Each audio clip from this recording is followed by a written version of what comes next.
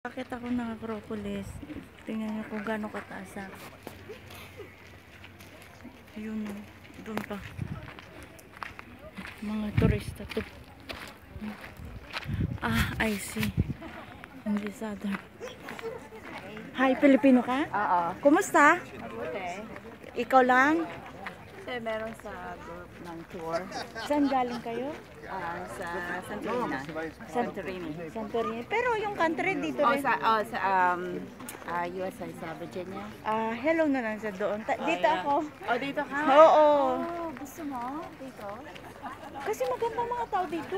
Parang Mukhang ano eh. parang friendly lang sila. Hindi nga friendly eh. Puro... Kasi hindi sila marunong mag-English ga.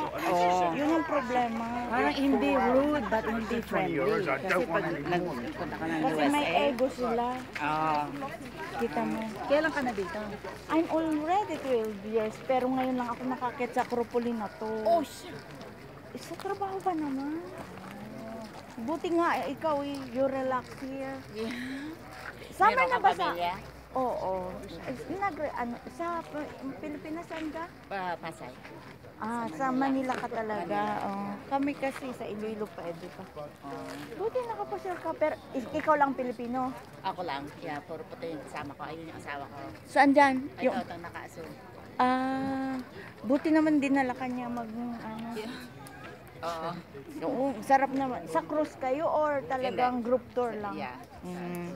Kasi mostly dito, di ba? Yeah. Nice meeting you. You too.